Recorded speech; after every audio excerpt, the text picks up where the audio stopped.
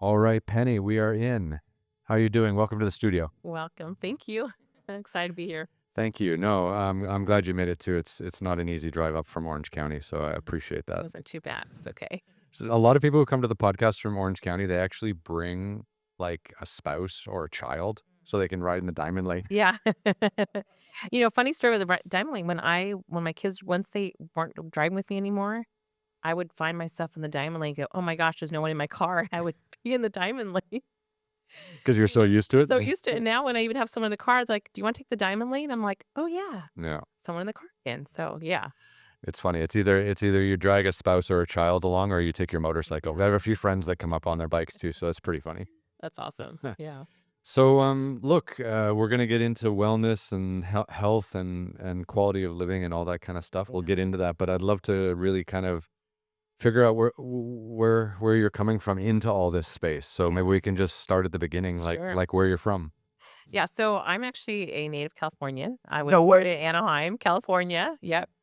And I've lived here, gosh, all my 56 years of my life in California within different areas. And my parents are from Greece. Okay. So they emigrated, they're immigrants from Greece, and they came out here in 1967 when my older sister was 6 months old. Okay. And so, yeah. How hard was it watching these fires the last couple of weeks? It's been brutal. Has it? Did you have anyone that was living in the Palisades or in Um, Altamina, Altadena? One in the Palisades. There's two of them. One lost her home. Oh my God. They just moved in like 2 months ago, and it was just like they just knew about home, remodeled it, and it's gone. And the other one, they didn't know for a while, and I I I can't comprehend that in California, and I go in 2025 that we wouldn't have everything set up, and it should have been, right? And no water in the reservoir, no water in the fire hydrant. Like, I just can't fathom what has happened. Yeah. It's been devastating. A lot of times I just cried because I there's nothing I could do. Like, I was like, gosh, we have these houses like, in Malibu, right, on the water. Like, why couldn't we like set up a boat to spray water? I'm like, if I had a jet ski, you just keep turning it and turning it, right?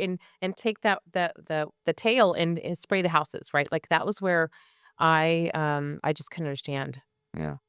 There's It's strange. I don't know if you know, but I'm from Canada, but I've lived all over the world for the last like 25 years, and I just moved to LA like a year ago.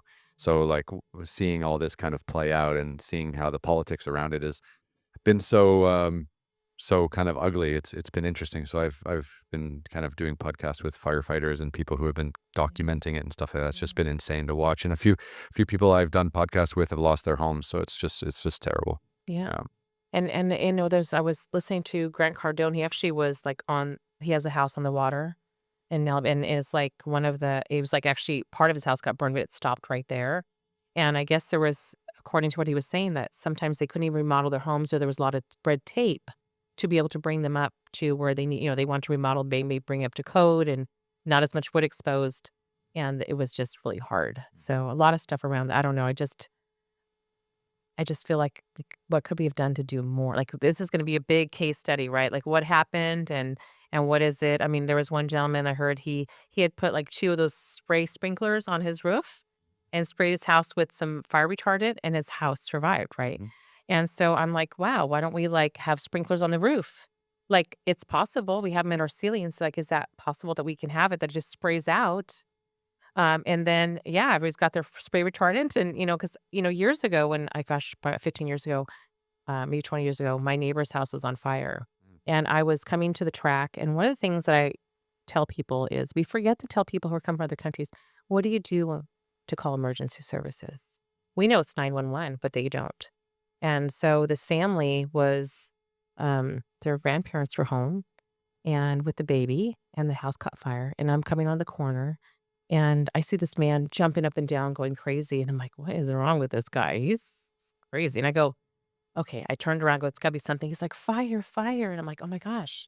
And so my Call neighbor 911. called in we called in one, and I had my kids in the car, and my neighbor and I, we took the hose and took 2 hoses together and hooked it up and connected to the neighbor's house, and we opened up the door, and we sprayed a little bit up the stairs into that bedroom and saved the house until the firefighters got there. But I'm thinking, if we have things that we have, like, hey, you push this button and all of a sudden you know that so when you're leaving, you just push if your neighbor's not home, you just push the button and it sprays the house, and the sprinklers turn on, right? Just like that we can pull it in a commercial building to save it and, in lives too. Yeah, it's funny. One of my good friends, David, he's a photographer and he was covering the wildfires the last couple of weeks, and he was just saying, it's really sad because like the Pacific Palisades specifically was like an eclectic mix of really kind of old, beautiful homes. And like you said, like they probably might not have been up to, the highest quality of fire code or whatever. And, or it's always like a gray line of like what the government tells you should do, what the insurance company tells you to do, and then what you actually have to do. And, but yeah, but a lot of the newer houses actually survived, and it was all those old, beautiful homes that will never be rebuilt in the same way that, that got destroyed. So yeah, it's been wild, but, luckily Orange County seemed to, get through it without any issues. Yeah, we were totally fine. It just, my sister lives on Woodland Hills, so she was literally like 5 minutes away from where they had to evacuate. And so she was on watch. And actually, when the fires were going on, there was a transformer literally like 5 houses down that blew up. It caught fire. And they had to evacuate 2 o'clock in the morning or 1 o'clock in the morning. Neighbors knock on the door, say, hey, we got to go. They were packed up from because of the fire going, not too far. But they actually there was, and thank God they put it out right away, but they had a transformer that blew right like, right down the street, and they all had to leave. Yeah. It's it's So, it's too crazy. yeah. So I think I've done over 100 podcasts. I think you're like the 5th person I've talked to who's born in California and Mm. still lives here. Mhm. Yeah. I love it. I don't know, I like it's funny because at one time my parents thought, "We're gonna move back to Greece." That was their dream. Come here, create a better life, and then go back to Greece, and then when you live here, it's kinda like even they went back, like, 1979, we built a home out there and moved us out there. My dad was still here building one of our restaurants, and I think we were, like, there for 2 months, and we're like, "Dad, take us home. I don't wanna go to school here," and it was just such a different life. Different for vacation than living there, and I think especially California, like, the weather is just incredible, and, my family's here, so I don't know and my one son lives in Idaho, so that's he loves it out there, but, I love California and Orange County, so Yeah. It's a tough place to leave. it is, it is. I was thinking of moving to Florida last year, and I had booked my Airbnb, and then I started looking at then after I booked it, I was like, "Okay, I'm gonna start looking and get all the houses that I wanna look at to, possibly move into." And and then I was like, "Why does that pool have a net over it? And that one?" I was like, "Oh, yeah, there's bugs," right? And I was like, "Okay." And then I found out that a lot of the homes, if they were older than 10 years or 12 years, whatever it was, they weren't, uh, hurricane proof. So we have the earthquakes here, they have the hurricanes, and so you can't get insured. Hmm. So I was like, "I'm gonna take my money, buy a home, and then I have no insurance." And again, look at what happened with Palisades, right? They had no insurance, which they did, but then they couldn't get it. Hmm. Same thing, if someone bought a home, you'd be like, "Okay, here you go, put your $10,000,000, whatever it is," and then if something happens, and that's why I was like, "Okay, forget that," and I can't do bugs. I remember I visited a friend in New Hampshire, and I'm like, "Why are you guys sitting in this screened-in room?" Like, in California, we sit outside in the sun. Yes. And they were like, "Oh, there's bugs." I'm like, "Come on." So I literally took my computer, sat outside on the steps right outside their little screened-in room, and within 40 seconds, I had all these bugs on me like I was a magnet, and I had like, ran and screaming, they were laughing, and I was like, "Okay, that's what Florida's gonna be like. No, thanks. I'll just go there and visit when it's nice." Yeah. You know? Yeah, the Northeast can be rough, especially in the summertime with bugs and things like that, yeah, yeah. I mean, I grew up in Canada, and the bugs up there can be ridiculous in the summertime as well, like, the further north you get, when the snow and stuff all thaws out, it gets really marshy and really ugly, and there's so much, like, standing water everywhere, the bugs are awful. Yeah. Yeah, I just can't yeah, I mean, if I had to, I had to, but if I don't have to, why not, So Where'd you go to school? How did this kind of transform in life? Like, what'd you study? Um, so, so when I first started studying business and then got married, I had actually a whole different field. I had an auto repair shop and also we sold cars as well. And when I left my ex, I was like, "What am I gonna do?" And my friend was like, "Look, she's a nurse practitioner." She's like, "Penny, you have been helping people your whole life. Even like when I was 15, 16, I would be in the library trying to figure out how can I help my aunt who has diabetes better? How can I help this person who has arthritis? Like I was sitting there studying books for hours and hours trying to figure it out. So fast forward to 10 years ago, after I left my marriage of 23 years, I decided to go back to school. So I studied nutrition. I went to Fulton College, and then I also took courses with Cornell University, San Diego State University, became a nutritionist, a health coach, a life coach, and put together an office. Really, now my wellness center is just different than anything else because I look at someone's nutrition. I'm also looking at recovery, and I'm looking at their mind. We have light and sound therapy glasses from Europe that help people with PTSD and depression. So there's a lot of things that are overlooked. And so I was like, and I guess I should backtrack back probably about 15 years ago, maybe 20 years ago. I was very, very sick. I was going to the doctors for about 2 to 3 years. I was very dizzy. I would be driving my kids to school and I would have to pull over and sleep for like 10, 15 minutes. They would just wait there patiently while mom just sat there. I stopped taking the freeway because I didn't know when I was going to get a dizzy spell. Even walking across the room, sometimes I would have to sit down until I could move. I That's had terrifying. It was terrifying. Yeah. It was terrifying, especially, they're running tests and they're like, "We don't know what's wrong with you." I also had very severe abdominal pain same time, and I'm like, and they're like, "Everything's fine." I'm like, "I'm in pain. I'm in agonizing pain," and I had really bad indigestion as well on top of it. And so one day I was sitting on my bathroom floor with sweat pouring down my body and literally just crunched down, just in major pain. And I asked God, please help me be normal. I didn't ask to be amazing, fantastic. I just want to be normal. I just want to be able to take my kids to school. I just wanted to be able to live a normal life. And so 2 days later, a friend of mine who's an RN said, "Hey, why don't you go to this place near my house?" It was a holistic wellness place that she goes, "They do food sensitivity testing. Maybe we can get rid of your indigestion." That's all I was hoping. I'm like, at least if I can eat food, fine. And I went there.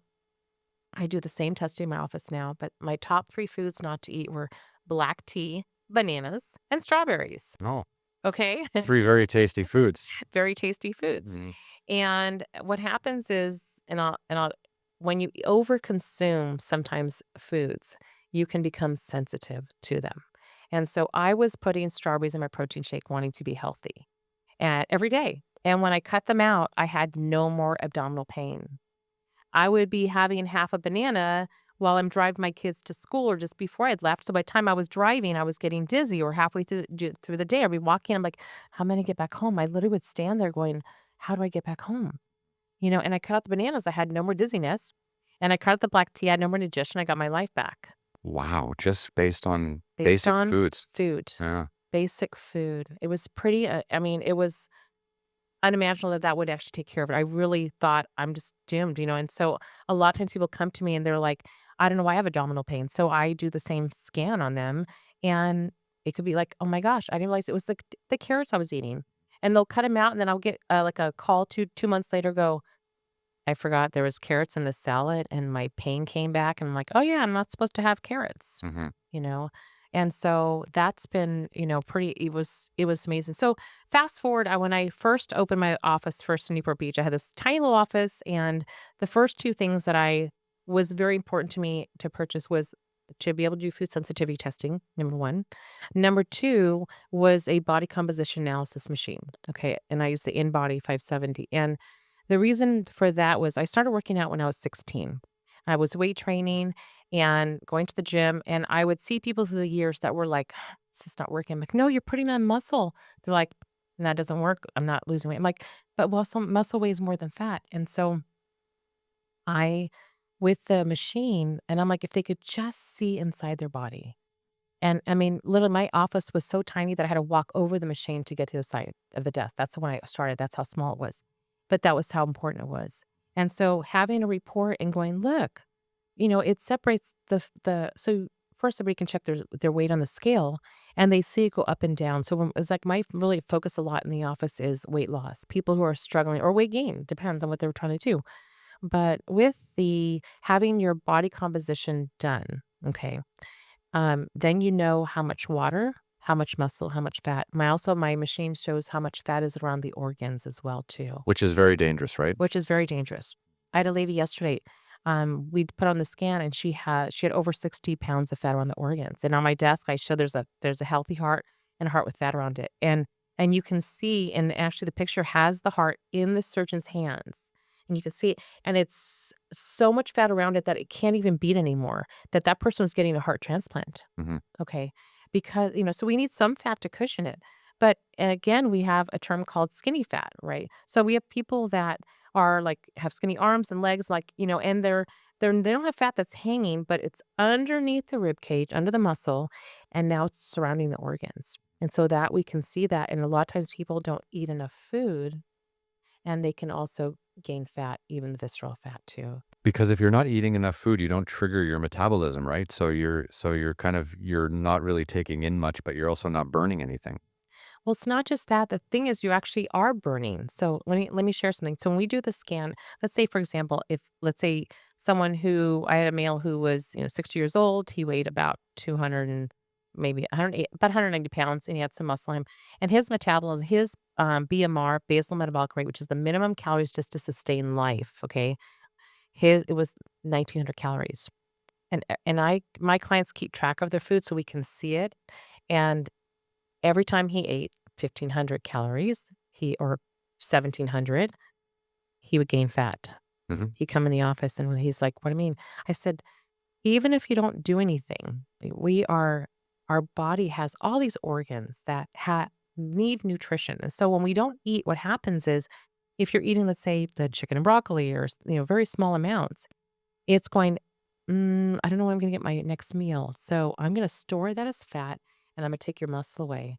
And so people will go and work out at the gym and work out harder, but if they didn't have enough calories, they're not gonna gain any muscle, number 1 as well too. I had a gentleman that came in and with red light therapy, we can melt fat, which is pretty amazing. We'll talk about that. But he came in and we had put a red light pad on his abdomen. He came back and he had lost 5 pounds in 3 days. He's like, "Oh my god, I love your program." I'm like, "Well, I hate to burst your bubble, but you lost 5 pounds of water and you gained 0.3 pounds of fat." He's like, "What? Impossible." I said, "You're not eating enough food." And he says, "Yes, I am." So I have all of my clients keep a notebook. So I calculate all of his food. He had 3 tiny little meals and they equaled 700 calories. Okay. His basal metabolic rate was 1,700 calories.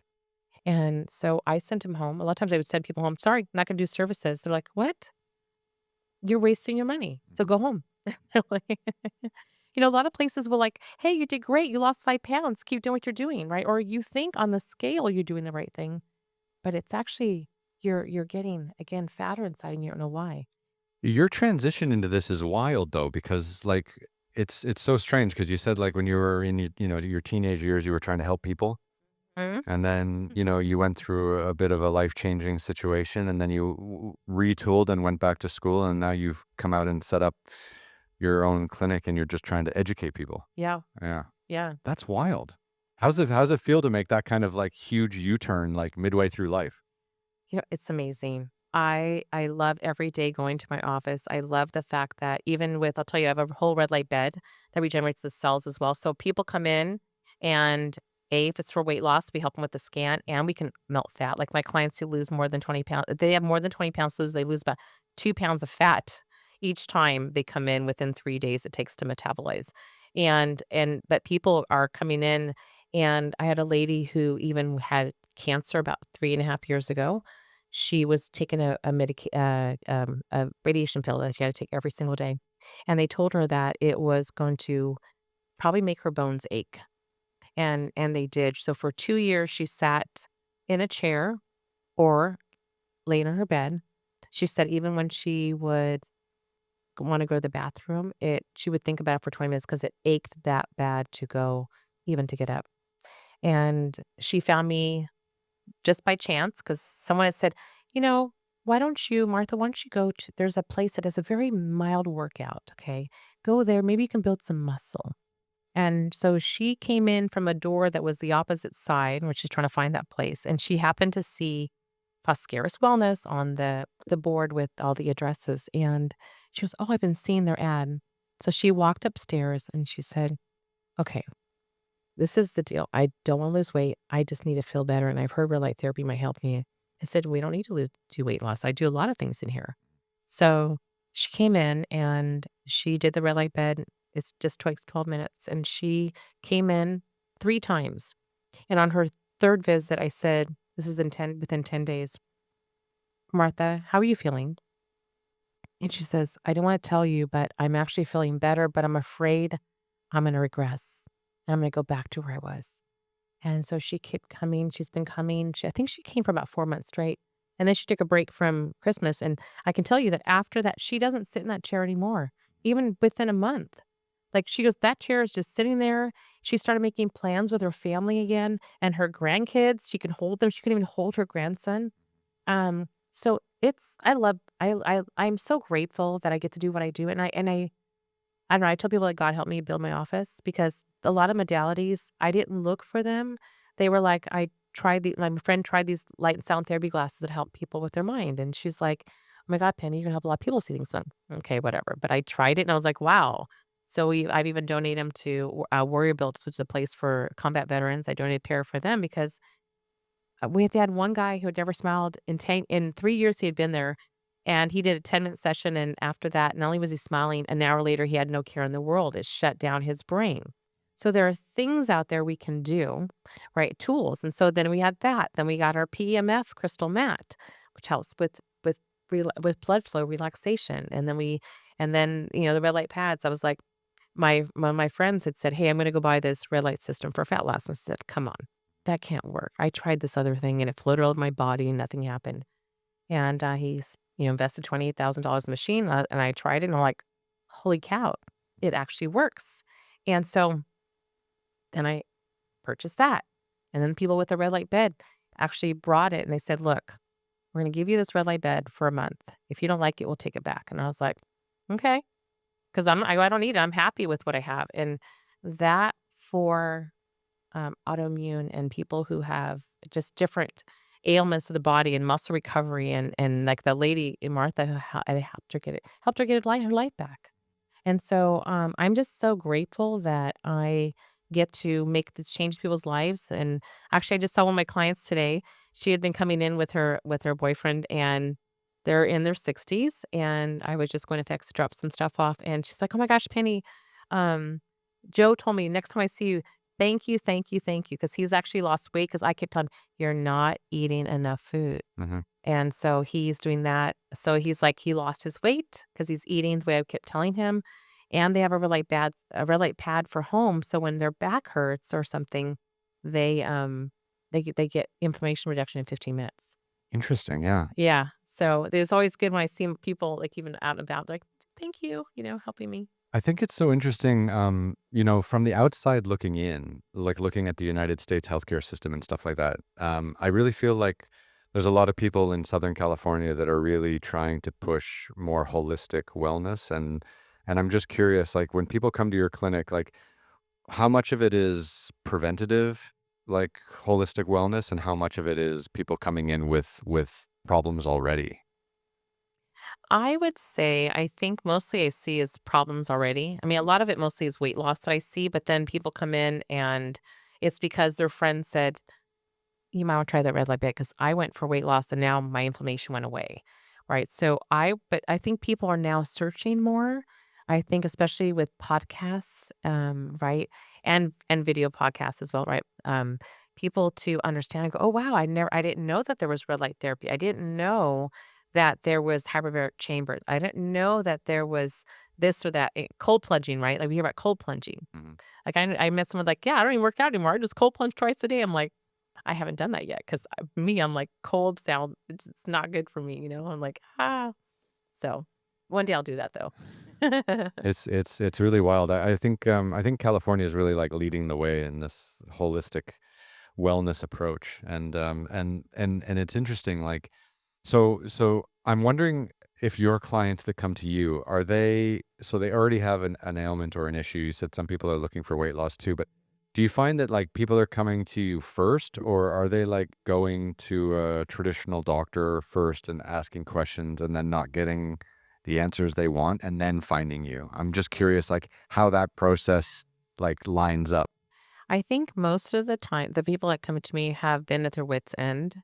kinda like I was, that traditional medicine couldn't help them, and I tell people, like, "Look, there's a place for everything." So, what I can't do, I send out, right? I have these chiropractors, I have amazing doctors, I have a actually, in Long Beach, we have the Healthy Brain Clinic. Okay, my friend Dr. Trin runs that.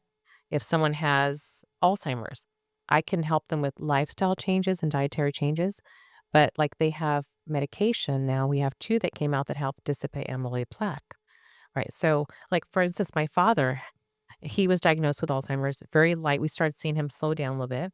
Red light would he put it on, he's like, "Oh, I'm walking better, I'm talking faster," if more because he had really slowed down, but it doesn't get rid of what's going on behind the scenes, right? So we can do things internally that helps because we regenerate the cells with the red lights. We'll talk about that more in a minute. So, but at that any instance when someone has something, I'm like, are you working with a doctor? Right? Because it has to work together. Some things that we can't do holistically, or, like for example, like that there is things that can slow down the progression of Alzheimer's. Like, for example, those light and sound therapy glasses that I have, they now have a program that has 40 hertz of light and sound together. And there's 2 studies, one out of MIT, that show that it can help slow down the progression of Alzheimer's, but it can't reduce the plaque if it's there, right? So, so with that, so I have some people that are younger. They're like, let's prevent. And so with my dad, I'm like, you're going to Dr. Trin's office, and they tested him. Like, yep. So he's in a clinical trial right now. And I could tell you, it's been 3 months, and he is more alert, Mhm. and he's just, so he's still doing the red light, but he's also doing medication because I can't do that with the plaque when we have the plaque already there. So if we can do things to prevent, we won't need to take medication. And that's what we're finding out. Thank God, I'm surrounded with a lot of doctors. So I'm a member of the American Academy of Anti-Aging Medicine. Okay. And I've been a member for, I think, about 7 years now, maybe 8 years. And we had this December, we had our annual meeting, and we had over 2,000 more doctors there. I mean, from 3,000 to 5 to up to jump to 5,000 practitioners there. That's a big amount, and they're hungry for information, and they're like, "Wow, I didn't even know these things existed."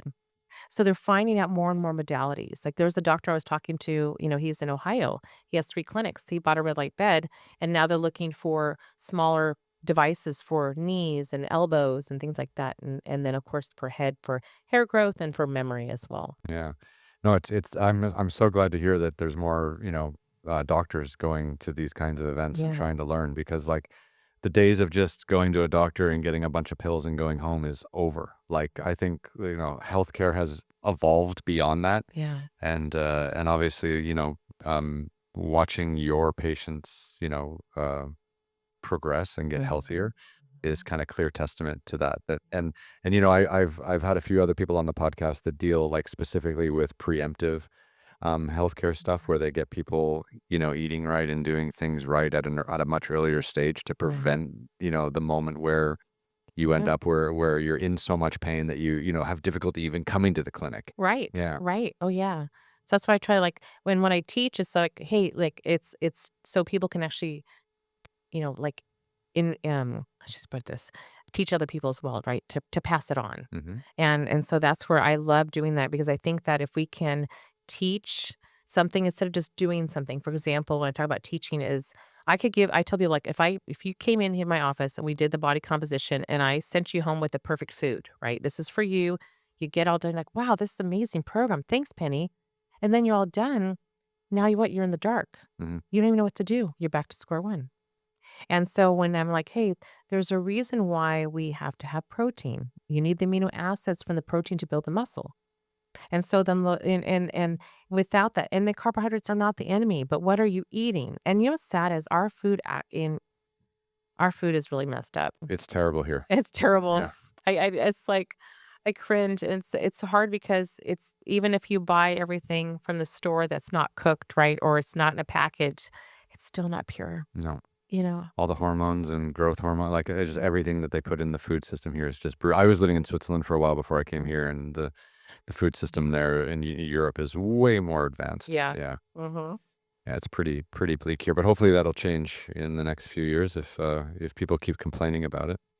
I'm hoping. I Mhm, really do, because even the thing is sometimes the seeds are genetically modified, right? So you can plant your own seeds, but then they've already been genetically modified, and then what? You still have a GMO food. mhm, And it was really sad. During Christmas time, I was going to an event. I thought, let me go buy some granola bars to put in with my protein shakes to, in this gift bag as opposed to putting candy.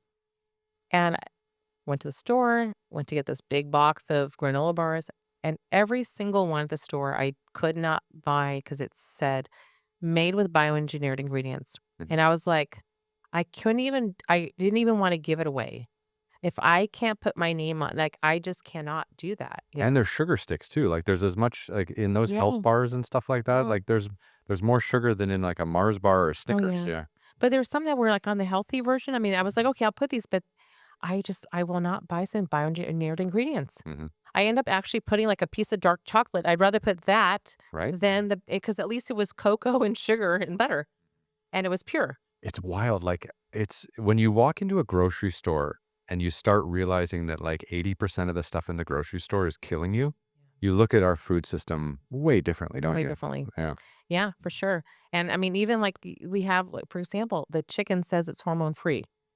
Now, I'm 56 years old, okay? Our chickens, when I grew up, they're like maybe this big. And now it's like a chicken breast is this big. Okay. And if you tell me it's hormone free, I'm sorry, I'm not gonna believe it because there's certain things that you're allowed to put in there. So they'd be like, you can't just read the package. No. You have to use your own common sense. And a chicken leg to be like this wide, like it's not it had hormones, Yeah. and it's so sad, and so I just it's really and, like, people can go like, even with our wheat is genetically modified, and people have so many some, they have inflammation, they have pain a lot of times, and if we just reduce the gluten, it goes where? They go to other countries and like, "I just lost 10 pounds in 1 month, and I was eating, and I was drinking, I was having a good time," you know? Yeah. It's the thing that pisses me off the most about the United States is you guys like, we just haven't like, here specifically, we haven't figured out how to do bread. Like, Yeah. like, when people say like, "Oh, I don't eat bread because it's, carb heavy," or whatever, whatever, but then you can go to Europe and you can eat as much bread as you want because it's not all full of all the junk that is in our It food system here. well, you know what? It's not. It's the thing is it's they're gaining weight for there's a lot of junk in the made, but if they made it at home with the flour, unless they imported the flour, it's because it's been genetically modified and it causes inflammation. I'll share with you, like when I was growing up, probably like let's say when I was like in my 20s and like or even like 18, 19. I didn't know that because I have celiac now, so I can't have wheat. I'm allergic to the protein of the wheat. That's so the gluten. So, but I knew myself, like if I was going to an event and I wanted to wear a dress, if I didn't have anything with wheat in it, I would fit perfect. I would be able to have like a dinner roll or a little bit of pasta at the dinner that night. That very next day, that dress wouldn't fit me. That's how much inflammation was causing my body. That's crazy. Yeah. Yeah. But it's because genetically modified. Now, go to Greece, people go anywhere, like Italy, Spain, anywhere, Australia, and they're not, it's and our country allows it. Mhm. And I'll share with you, like, with olive oil, like, my family, in Greece, we have pistachio trees and we have olive trees. And, my parents had gone to the factory where they press the grape I mean, the olives. And they have 2 different sides where they bottle, one side for Europe and one for the US. And the US allows up to, like, 20% of another oil to be put in there and still call it extra virgin olive oil, Completely diluted. completely diluted. Yep. Mm. And so, like, so when I mean, I buy either we used to actually import it from Greece. We'd bring it. My parents would one of their suitcases would be oil. Now we just buy California olive oil because unless we're bringing it from Greece because it's not pure. Yeah.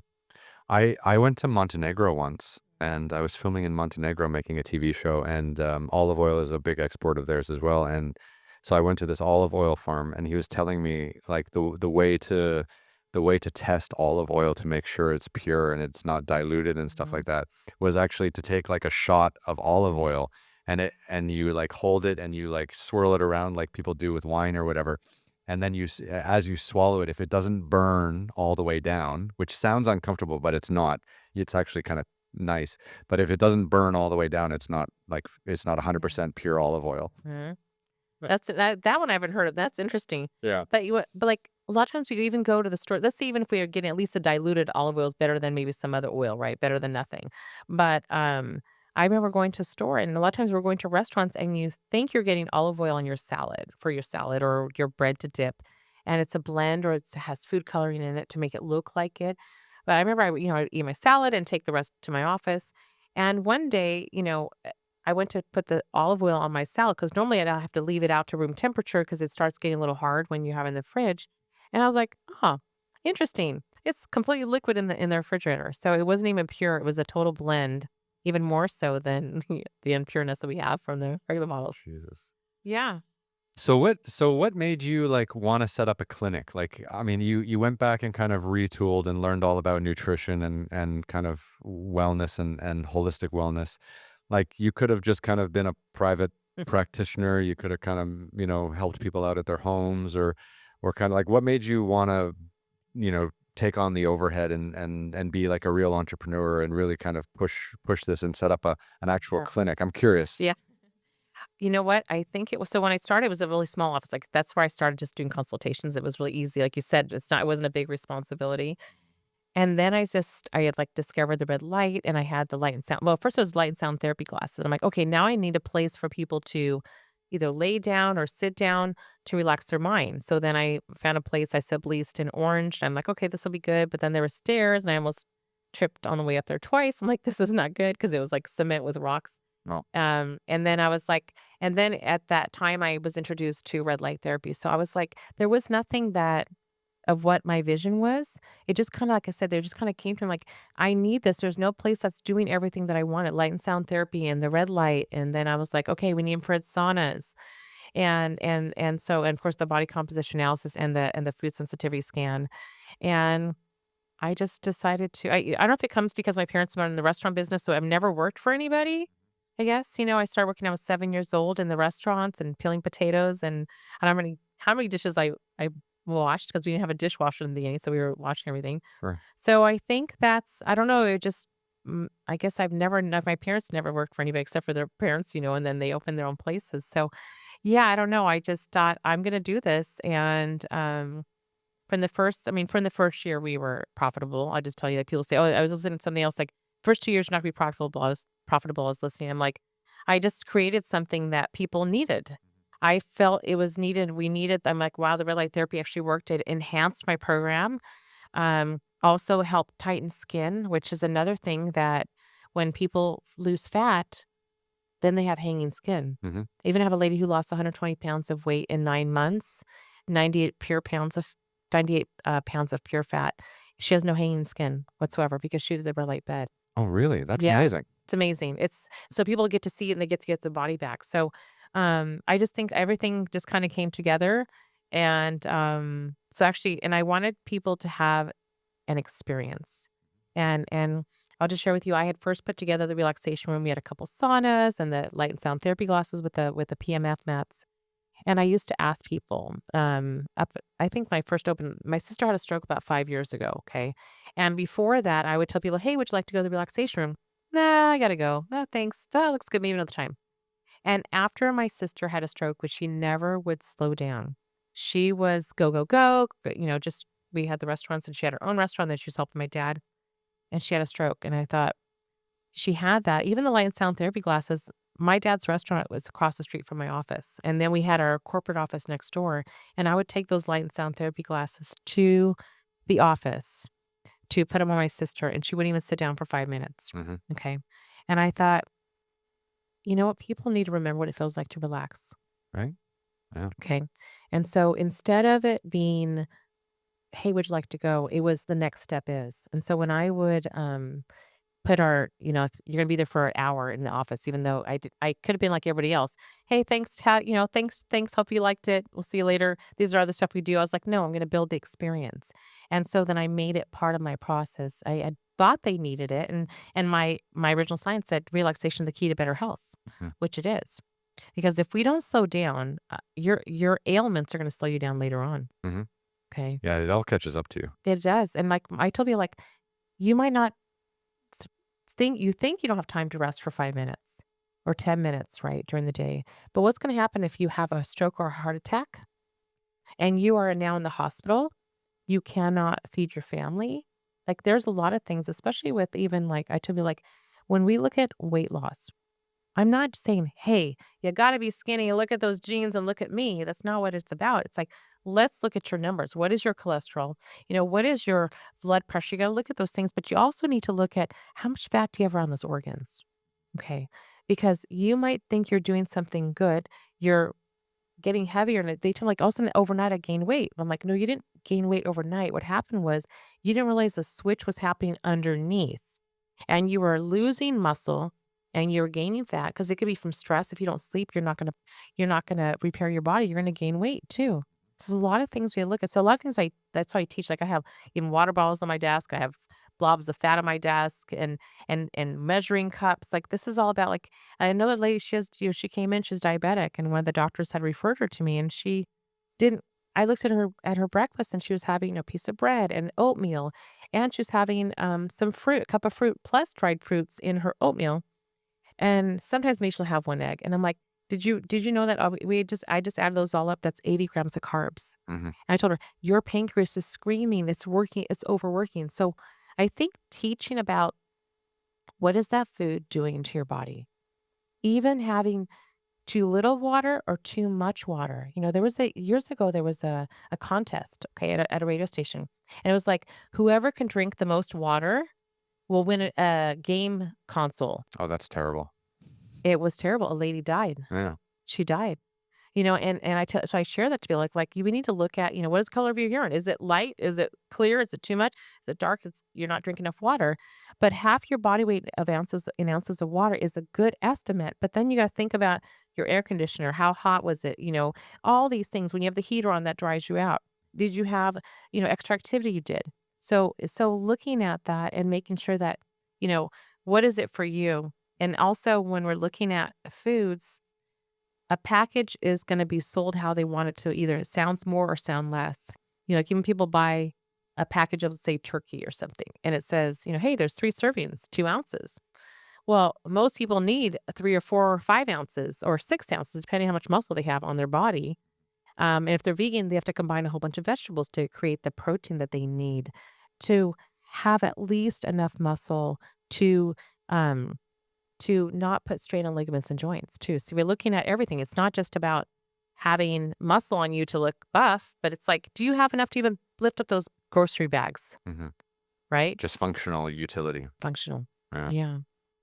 So It's really strange how we've kinda twisted ourselves up in circles around our physical health and mental health, like, and no one knows, not enough people really understand, like, what to do or where to get help, like, just listening to you talk about food and the balancing of food and what organs are being overworked when you have too many carbs or too much protein or whatever, like, we should all be taught that in school.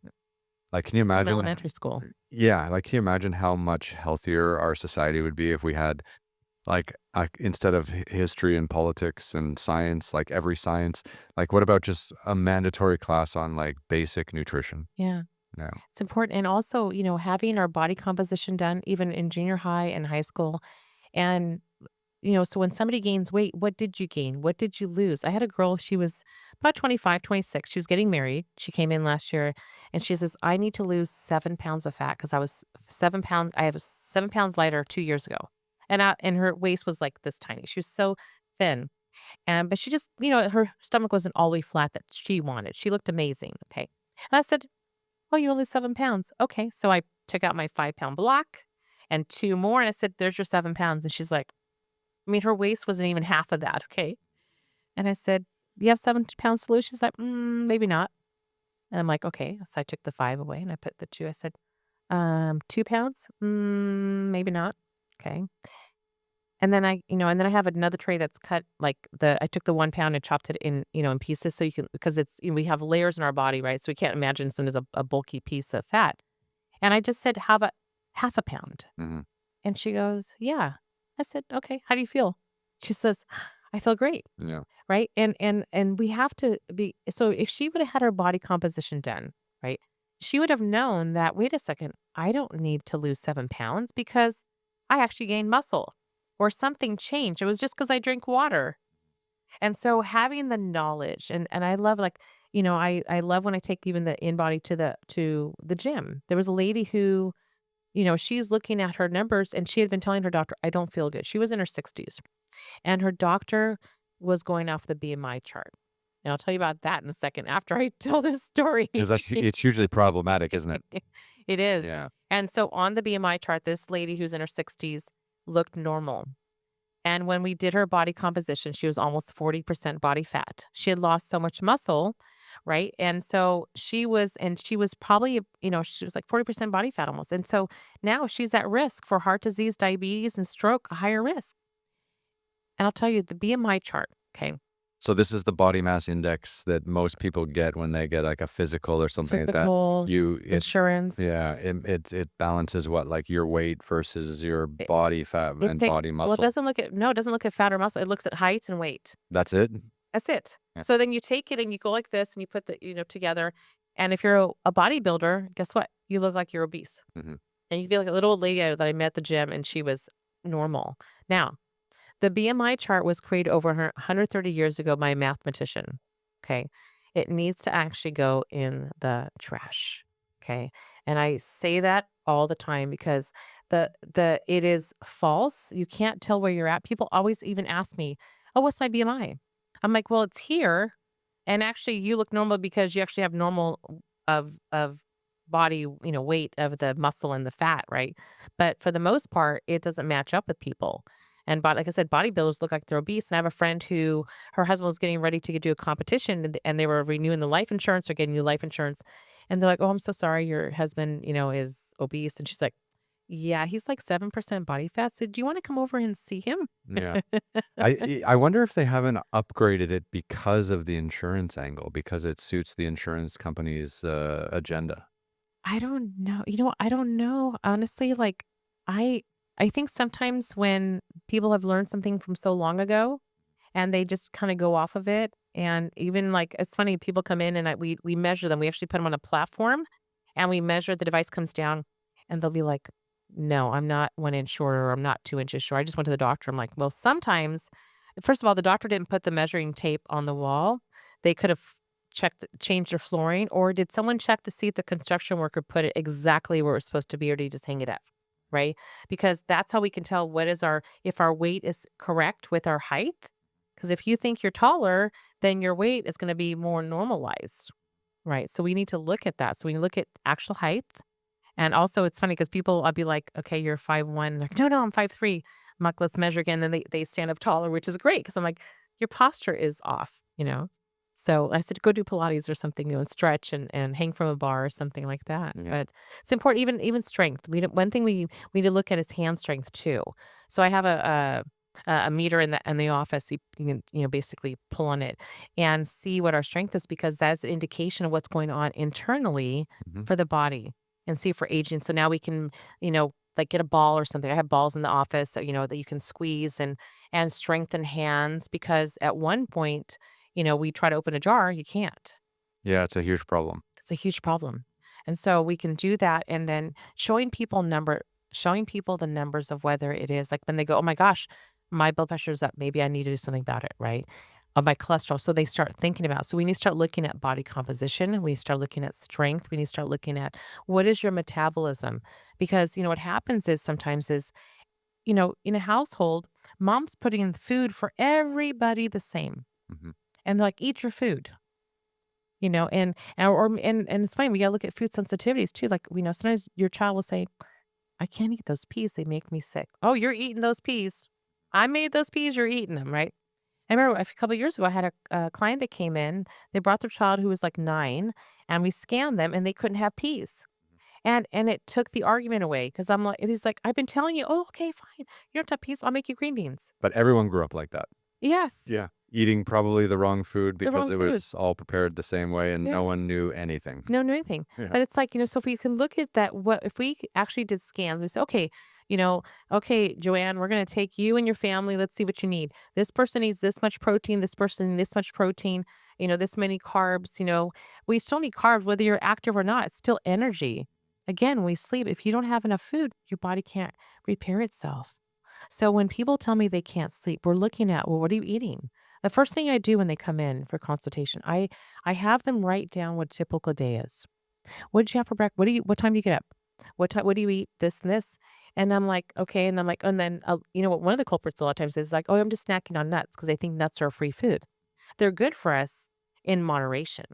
You know, one it's like, "Oh, yeah, a handful." Even my cousin, he was gaining weight. He does a lot of, light and sound production. He has a big, company, and he says, "Sometimes I would come home and I'm like, oh, watching TV, just eating the nuts because 'cause I'm thinking I'm, doing myself a favor." Right. And he was on set one day and he picked up this little pack and he's like, "Oh my god, there's 300 calories in this little one? I have like 10 times that much at home." Yeah. And just by changing that bad habit, right, he started eating a meal instead. He started losing weight because it wasn't balanced. It was just fat and just, too much. It's a nutrient dense food, which is not bad, but if we overconsume it, it's not good for us. Yeah, overconsuming is a problem with anything, it seems like. Where do you stand on, like, just people's bodies changing so much, through the course of life? Like, I'm in my mid-40s, and, my body's changed so much in the last 10 years, right? Like, and also too, like, the taste of what you like, what you don't like, the foods that make you feel good, the foods that don't make you feel good, your sleep patterns, like, all this kinda stuff. Like, I really think, like, holistic wellness is so important, but again, it's not something you can just do once because our bodies are constantly evolving, they're constantly changing. Yeah. What our body craves and rejects changes all the time. And like I just feel like a service like yours and a constant, like at least like a yearly check-in just to see what's going on is so valuable. Like that to me, that's the most preventative thing you could do. Yeah. I think that even body composition, I would do it if you feel like something's changed more often, right? And like it's funny, like in my office, like I offer two, like you buy one, you get two of them within 30 days. And one girl says, she's actually coming tomorrow. She says, "Can I stretch it out for more than 30 days?" I said, "No, the reason why I have it for you to check it because you just checked what you're doing, right? You just found out what you need. But how do you know if you're actually following the right thing, right? And it's working. And it's working, Mm. right?" And she's, "Oh, good point." Because she's called to say, "Hey, we're doing a weight loss challenge. I need to get my body comp done." I said, "Great." And you get to have two of them. She's like, "Can I do it with, she wanna do it later?" I'm like, "But you might be on the wrong track." She's like, "Oh." And that's the thing is, you know what, think about it with, The Biggest Loser, right? We had the big show. And the thing was, it was a great show. I mean, they were working them out, but when they would go home, the person that won was not the one who kept the most muscle and lost the most fat. It was by weight. Mhm. And the person who kept following the weights and doing that, and they might have been healthier when they went back to get weight in, lost because the person who stopped doing weight training and lost their muscle and got the skinniest, and that way not maybe not the healthiest, won. Mhm. And it really should be redone. Like that's one of the things I would love to redo is like, hey, let's do a new challenge. And it's about doing the body composition and seeing who lost the most body fat percentage for their body, right? Because it's like it has to be correlated to how much somebody weighs and their height, everything, not just, just because someone's 5'4" is not going to, let's say 200 pounds is not going to lose the same amount of weight who someone's 310 pounds and they weigh in their 5'10". The weight that they're gonna weight is different. So we have to look at it like you started off and we would do the body composition analysis. We have that number of what it was, and we look at the percentage of what they lost. That would be a true reading, and it would be a great thing because that now that person is getting healthier and knowing what to do, of course, but then having the challenge, and the winner is someone who actually can maintain their muscle, lost the fat. Right. It's and yeah, like when like these reality TV shows are giving people the complete wrong idea of what's Yeah. needed and necessary. Yeah, and I'll tell you even so now we have the big words now, Ozempic and Mounjaro. Terrible. Okay, well, it can be terrible and it can be good. It bothers me that the food industry in this country spent 30 years making people sick, and now the pharmaceutical industry is coming in to make people skinny. Right. Well, and the thing is, I know it's I feel like this whole country, everyone's just on a yo-yo. It's like, yeah, the food industry pushes you this way, and then the yeah, pharmaceutical industry pushes you back this way, right. and there's no stasis. You're never relaxed or happy. You're just constantly in flux, which is Right. exhausting. It's and that's where, like, for me, like, I used to actually I had yo-yos and think I'm like, "Wait, this is no yo is allowed, no yo dieting allowed," right? Because I don't do that. I'm like, "Let me teach you to keep," like, when my client who lost 120 pounds, She had lost, in 7 months, she had lost, like 105 or 108 pounds. She can sh 20, yeah, 105. She didn't come in for 2 months just by doing her food. She continued to lose weight. She lost another, 10 pounds on her own because I taught her how to eat differently. Mhm. It's all about showing someone, give them the tools to be able to do it, and then, we're gonna get off track maybe a little bit, but then you know what to do to get back on track, Sure. okay? And so I mean, to go back to the injectables, right? We have all these things now. So there's also people who are on them and going, "It's not working for me," but they're staying on it because the doctor's like, "Oh, yeah, you can stay on it. It's gonna help you. Just go, do it." But if somebody is already eating too little, Mhm. okay, below their basal metabolic rate, they won't lose even anything. They'll be losing water and muscle because whether you're doing the injectables or whether you're just eating food and eating too little, it's not going to work. And the person that helped was they were eating too much and now, or they're diabetic, right? It's helping their pancreas work better. And so we look at, so like, oh yeah, just do this. And I mean, all these forums and I'm listening. I'm like, no.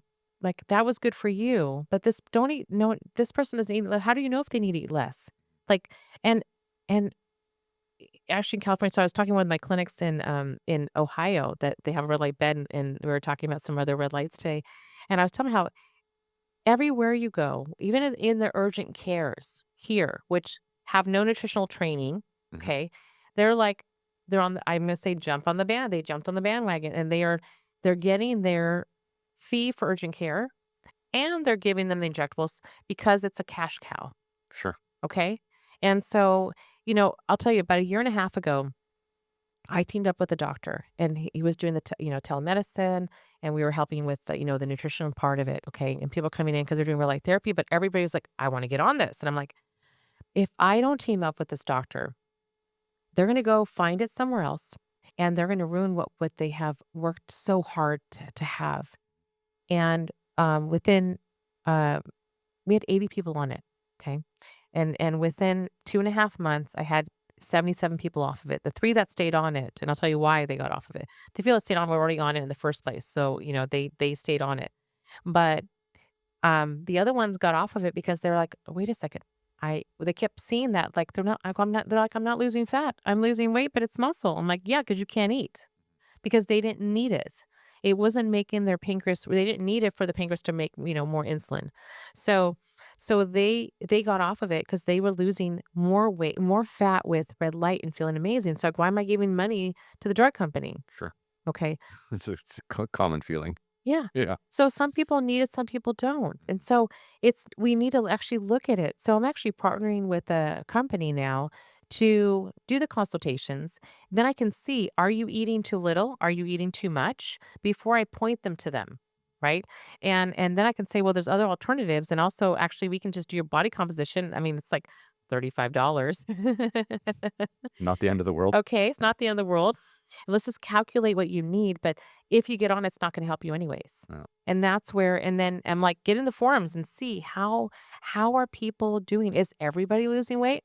No. This industry is changing so fast, and their new technology that's coming out is coming out faster, quicker, and helping people differently. Like, I'm just wondering, like, 15 years ago, when you decided to change your life and get into this space, and you went and you got some degrees and you got some certificates and you really learned about nutrition and the body and Yeah. healthcare and stuff like that. That was your base knowledge. I mean, it sounds like where you are today, you've like 10x'd your base knowledge just because the industry is moving so Well, fast and there's so much demand. Like, how do you keep up with all of it? um, Because there's no there. I'm guessing there's no refresher courses on this stuff because everything's moving so quickly. Like, It it is. I think that's where I think I find myself really I'm always studying, I'm always researching. I that's mean, what I was all the saying. Yeah. time. Like there's no way and then you go to a conference and you learn about something else and then you're like, "Okay, well let me expand on that," right? Let me see and I'm also I'm really fortunate. I'm in this longevity group with all these amazing doctors. We now have an environmental doctor, Mhm. which I know that, I don't drink I try not to drink out of plastic bottles. If I'm stuck in an event, it's like I have no way of getting water anywhere else. I will drink a plastic bottle because it's better than me, being parched. Okay. But other than that, I have my water bottles that I fill up. And it's funny because at first I was like, I'm not getting on the bandwagon with my kids following or, with their water. I don't know what it was. I just was like, I don't follow trends. But I was like, wait a second. If I don't put my water in that stainless steel bottle, guess what? I'm stuck buying plastic. And so with the environmental doctor that we have in the group now, I was like, I never thought of that when I would get a coffee somewhere and you're drinking out of that plastic lid, guess what? That hot liquid is getting the toxins into your body, Mhm, right? She's like, "Take the lid off." And I was like, "Wow." And the stronger when they did the research, the stronger the coffee, the more toxins got into the body. mhm. And I was like, "Wow." And you're paying $8 for it. And you're paying for it, right? So I usually make my coffee at home anyways, but you're at an event and you're stuck though, they don't even put sometimes coffee makers in the hotels anymore, some of them, because they want you to go downstairs and buy the coffee. So I'm just like, since you're kind of stuck. So, but I was like, wow, there's so many things and we have to look at like where's the, again, how is the food cooked, right? What we gotta look at our pans.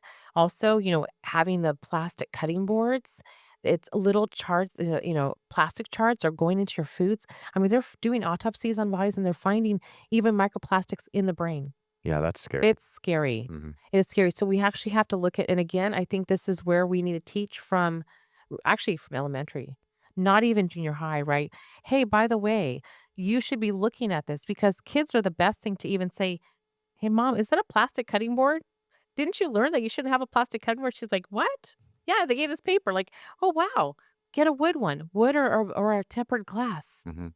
right? To change that. I mean, I think our world, we're like, became more plastic because we didn't know what the toxins were gonna we're like, "Oh, this is great. We have a bottle that doesn't break." Mhm. Right? So we look at things because it was convenient, but we didn't know what was gonna happen, and when they first talked about modifying food and we could have more food out, it sounded great.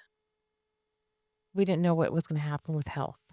No, that's true. Okay. Yeah. And even now, like, I'll tell you, it's funny, I had done a post, on Instagram last year, and then I try to post more, but sometimes I'm like, you hear comments, and I'm like, "Okay, fine, I won't say anything." But, there was this instance, I had gone to the gym, and I came back, and I cut an apple in half, and I ate it, and then the next day, I went to the gym, and I came back, and I pulled it out of the fridge, and it was still white, it wasn't even brown.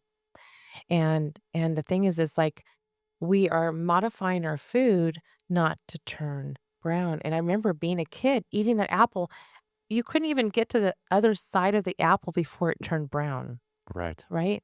And so I look at it as like, if the air can't break down the food, how can your body? And we just paid for cardboard, Mhm.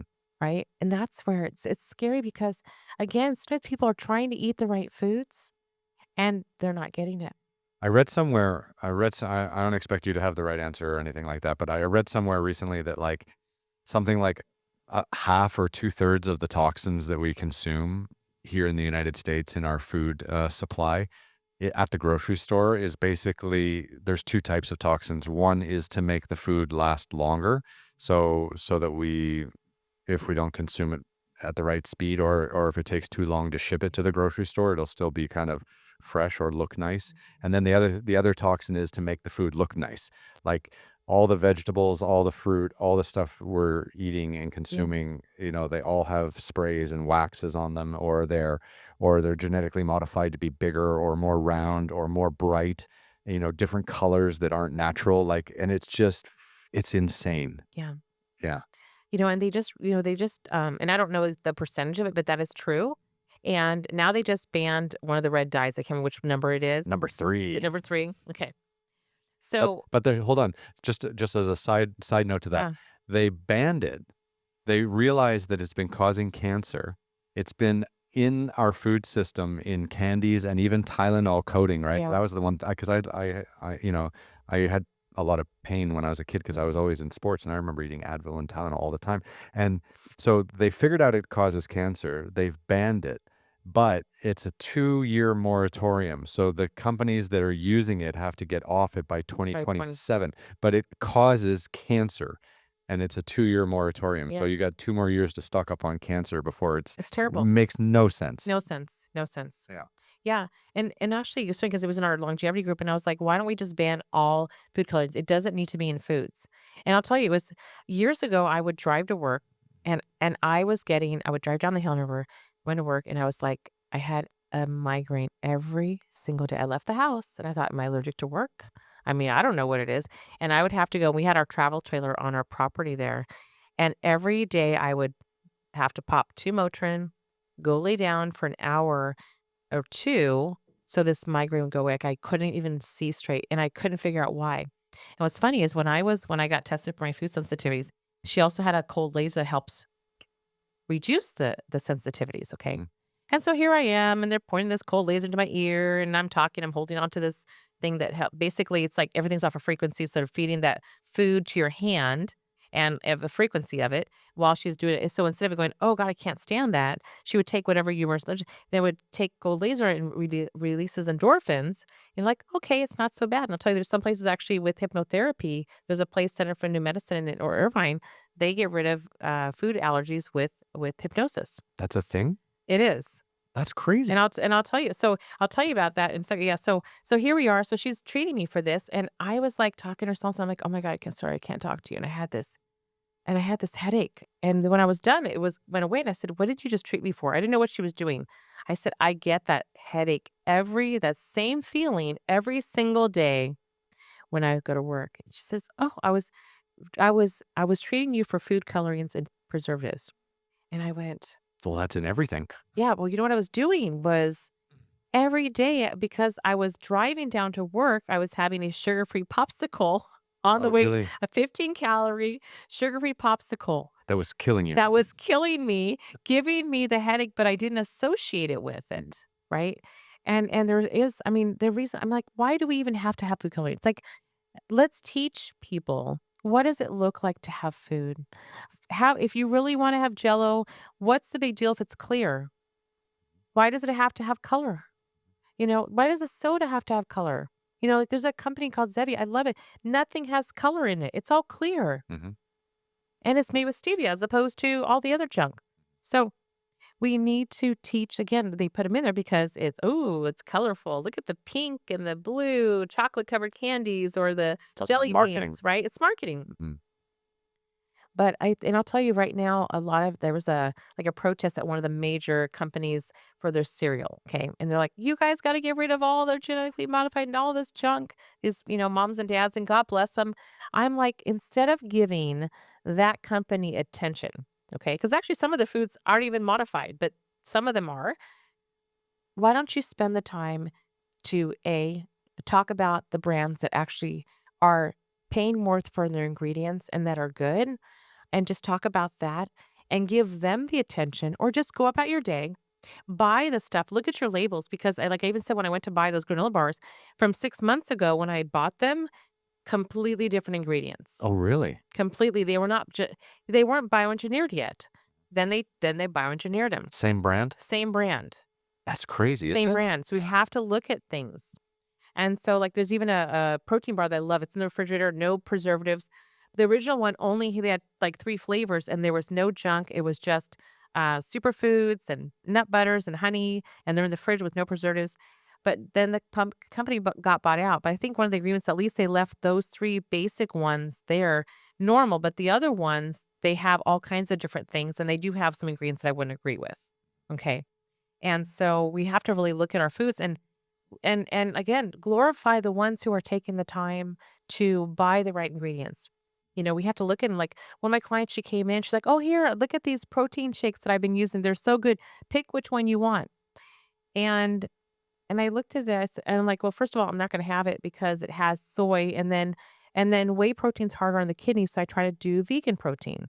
Because I like my thing is, if I'm gonna have something, let's try to make it better for the body. And that it's not wrong if you have a lot of, but if you have too much whey protein, your uric acid can go up, and then you can get gout and you can have kidney issues.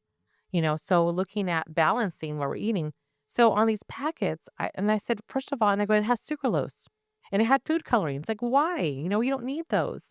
And then there was a sticker that they had put on that said this something in here could cause cancer. Okay.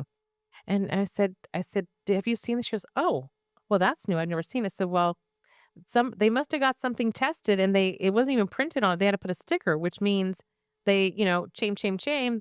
They always say ask for forgiveness, right? Oh, I'm sorry. I guess it was wrong. And now, nope, yep, yep, put the sticker on it. Yeah, It's crazy. quick changes. Yeah. You're trying to do something healthy, but read the labels. I can't, I think that's one of the biggest things to going to the store because not all packages are bad, right? Do you think that the government should help us along the way at some stage to make it so that we don't all have to read the labels and understand what we're eating? Like, No. do you think like I mean, there's a thing called the FDA, like the Food and Drug Administration. Like, they're supposed to green light all these ingredients and all these different foods, and they just seem like they're not doing anything. Um, I'd I know rather it's keep them tricky. out of it. Yeah. But I mean, like if you want to clean up a food system or a system of how we get our food and you want to make our population healthier, I mean, It's education. it's education too, but the government should be educated at some way. Like, it just seems like they're just letting everything through that's hurting us. Well, oh. I don't know. I mean, that's kind of like so I'm looking at this from the outside in, Yeah, right? Like, I lived in China for 18 yeah. years. I lived in Dubai. I lived in Switzerland. Like, I've traveled the world. I know a lot about how other countries do it. And a lot of other countries are much more strict on their businesses that make food. Well, I think that okay, so I think definitely like banning like okay, like you can't use this food colorings, right? You can't use this. So certain things that they don't allow in other countries, okay? Mm. That yes, those are things that if you look at like why don't we say we're going to adopt the standards in Europe and in other countries? That is yes. But then I think that was where but if they tell us like, oh, if they decide that maybe they don't like superfoods or if they decide I'll tell you there was a few years back, there was a company that made a stevia packet that had like 1 gram of sugar. Okay. And it was amazing. And back in the day that you couldn't even have the stevia on this, it was considered more of a supplement. So you couldn't even have it with the sugar because we have, big industries, sugar and tobacco, FDA, and a lot of the big industries that um, mostly they buy out. I don't know if that company got bought out, but I'll just share with you, like, I was like, I'm so excited. I found a product that has 1 gram of sugar and the rest is stevia, and it's not Splenda, there's no chemicals. Stevia is a plant. And I went to buy it and I couldn't find it anywhere. It was gone, Mhm. right? So sometimes so government not allowing certain things would help on that part. Like if you take the standards of other countries, okay? But sometimes they were if they were allowed to control everything that they wanted, some of these foods that actually are healthy for us, we might not be allowed to have. Oh, That's that's my interesting. fear. Yeah. That's my fear, right? Because if they're allowed to say no, no, no, well, they can also say this is a no, no, no, and then here it is, because then there's control of what we're allowed to have and not have. But isn't that already their job? Mm, I mean, they're already saying yes, no, yes, no. They're just saying yes, no to the wrong. to the wrong, I guess to certain things, I think we need to have that. But I think that, again, I already know who took away that one product because I was so excited. That was like 30 years ago. I was like, "Oh my god, this is amazing," right? It can cut sugar out of people's diet. I do think it's education, and I think it's us being accountable to look at what we're putting and what we're buying. Because I can tell you, if we don't buy those products, if we let's say, for example, if everybody said, "Wow, I don't want any chocolates to have food coloring," right? The candy covered chocolates, right? Because I don't talk about any brands because there's all kinds of different things. And they said, I'm not gonna no one's gonna buy it because oh my gosh, that color, all these things are causing cancer. And we tell our kids, hey, these are causing cancer. And we stop buying it. Guess do you think they're gonna still make it? Of course. No. No one's buying it. They only will make it because of supply and demand. If because people are still eating it, they make it. But if I'm telling you, like if I was making something and nobody's buying it's on the shelves, I'm not gonna make it any longer because I'm losing money. Mhm. So that's the only way. So that's why I was saying, like, it goes back to when people went to the cereal company and they were like, oh, hey, my God, you need to do better. And I'm like, forget about giving them attention. Go and say, hey, oh my God, check out these granola bars. They are amazing. They just have, you know, organic oats and they have a little bit of brown sugar and whatever it is, right? And it's amazing. They taste great. And there's only 20 grams of carbs. Have that. So I think giving attention to those things but there is a fine line as to what we can have. And I think that there's a regulation that I think that is in place, especially with with Europe has it already, the standard. Those are great. Let's adopt those standards. Mhm. And then we look at that. Then if they put it in, of course, if they use that, then you say that's out of the market. Sorry, can't have it. Yeah. Yeah, adopting European standards would be a nice first step. It'd just be easy. Yeah, Yeah, because they're there. yeah. Already tried and tested.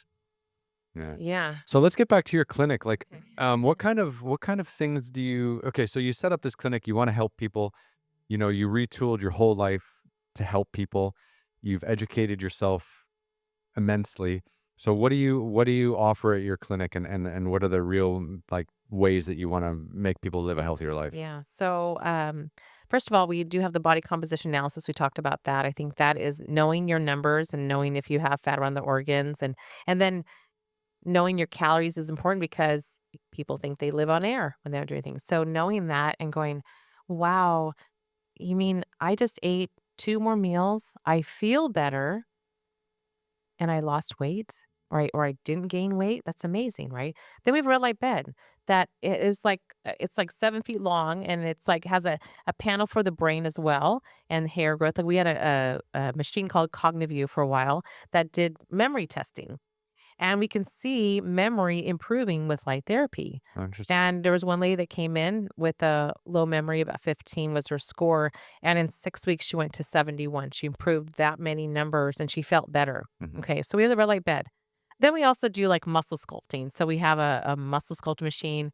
You put this paddle on either the abdomen or put two on the glutes. And it's like doing 28,000 sit ups or squats in half an hour. And what's amazing is especially people who have a back issue. I have a lady who has a back problem right now. She can't do sit-ups. She's overweight. She's trying to lose weight, but she has issue with her back. She had cancer. And so she's like, it actually helped my back. Because if we can improve core function, right? We need to strengthen the core. A lot of times people have a back issue because they're not strengthening the core. And we can tell them, hey, let's do some planks, let's work on these things.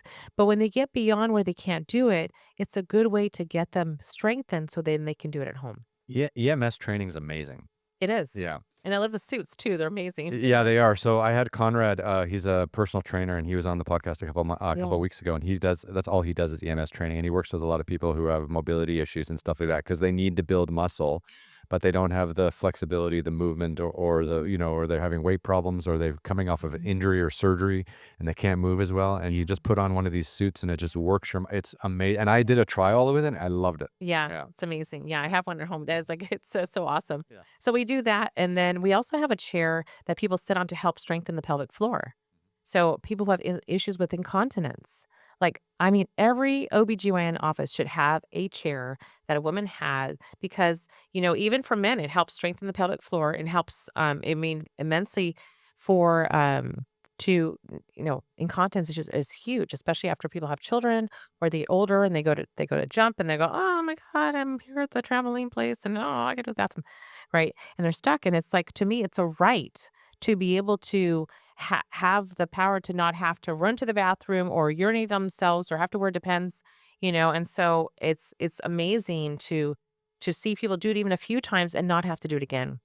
And I even had a lady who, like, was going to therapy for 3 years, and they were, doing their therapies, hand manipulation, just terrible stuff, and, did nothing, and she came to us for 2 months, and she went and got a job she hadn't had a job in 8 years because she was afraid she was gonna urinate on herself. She was like a faucet.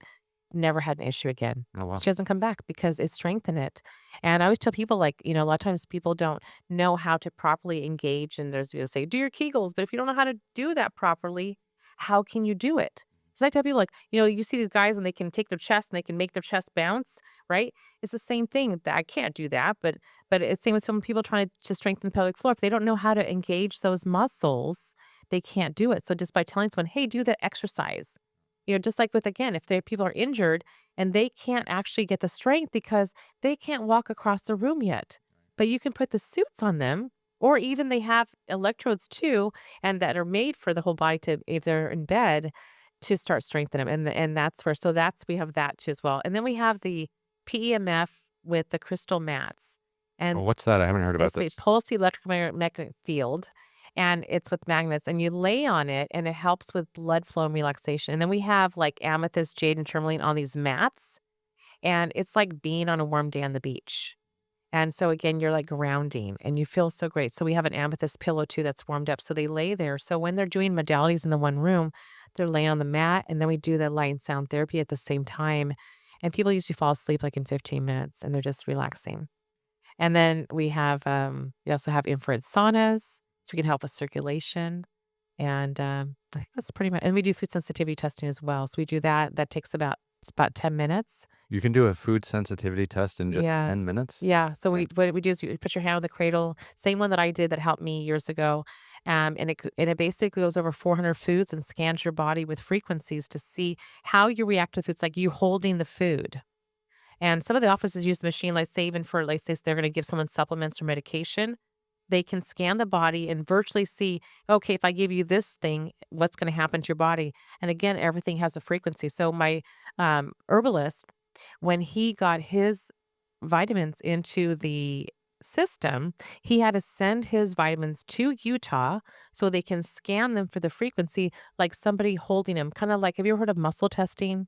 Yeah, yeah, muscle testing. Okay, yeah. So it's the same thing how you lose strength. That's like when the thing is, it's the same thing. It's scanning. It's like, hey, carrot, no, carrot. Oh yeah, my body likes that, and you can tell how it is. And so it changes as you eat different foods, right? If you overconsume a food, which I was doing, you could become sensitive. Mhm. It also gives you ideas of other foods to eat. And you know, And that food sensitivity changes, like, often, right? Like, every yeah. couple of years, our whole body kind of Yeah. reassigns what we Even like and every don't. few months, you can actually because of again, if you're overconsuming, like again, strawberries and you go to blueberries, you could overconsume.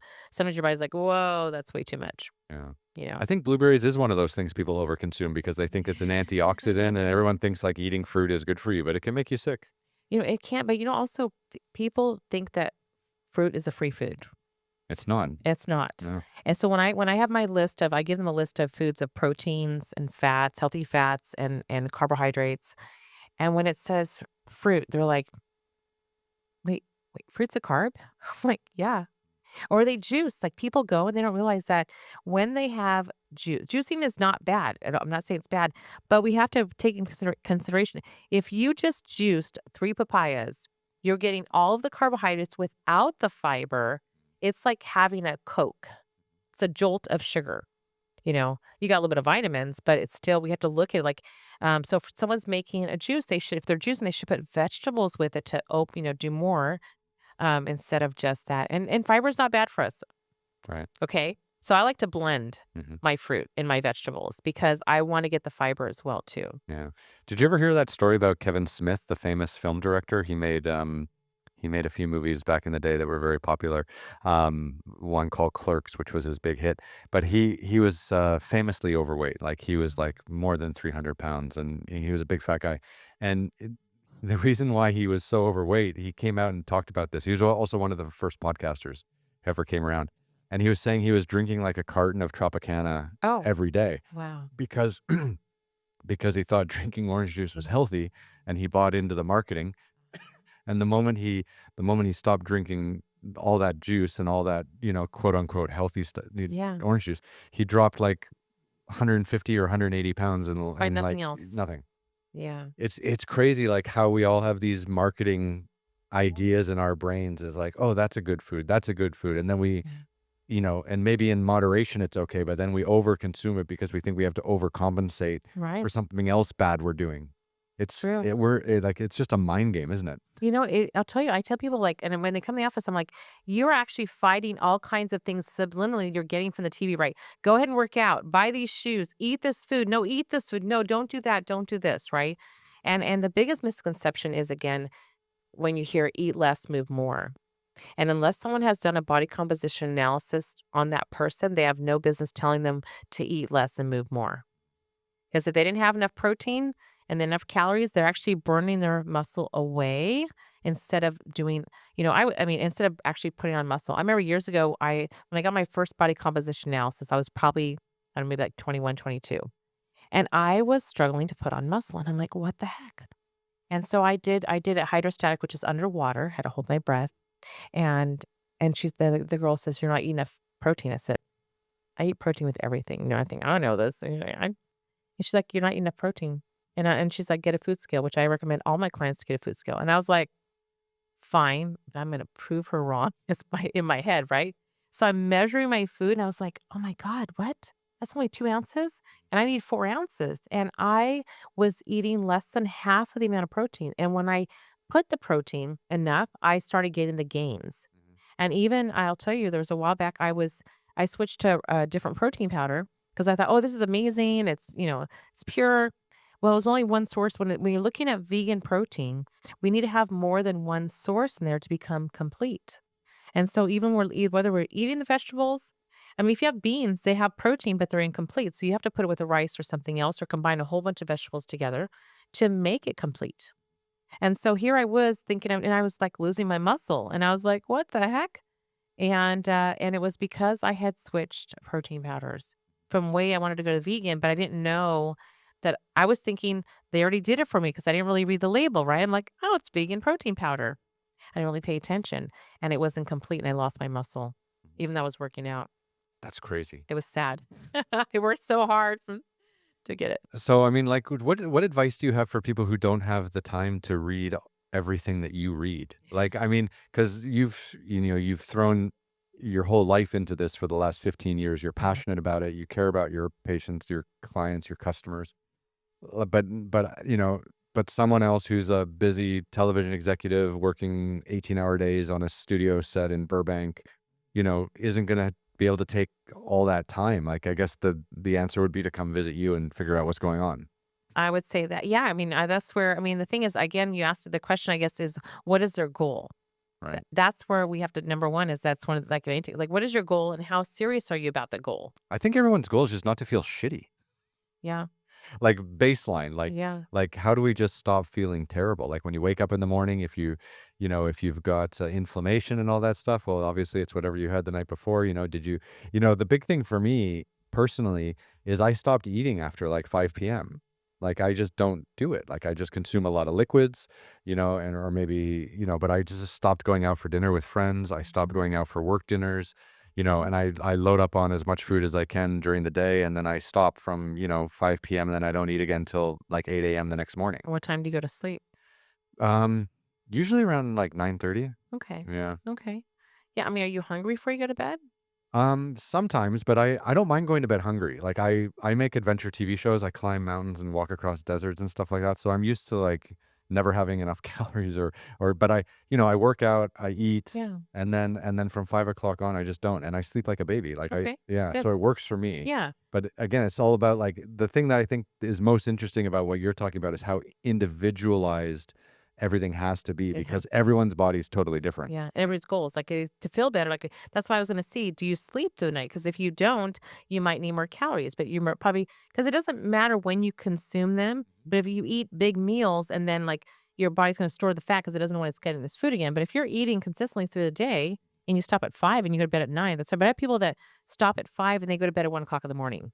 And they tell me that I'm starving. I'm like, "Well, eat something at 7 or 8. You have plenty of time to digest it, right?" So that's the way to look at it. And a lot of times, I have some people that say, "I can't stop snacking." That's what I'm asking, what is the goal?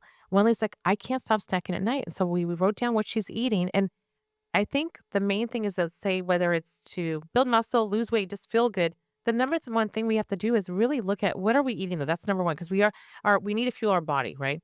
So just taking the 2 minutes out of your day or 5 minutes, writing down what are you eating? Not every day, but if we're trying to change something, when I write down, I ask people, "Are you sure this is it? This is it." Either it's way more at a meal or is that's it?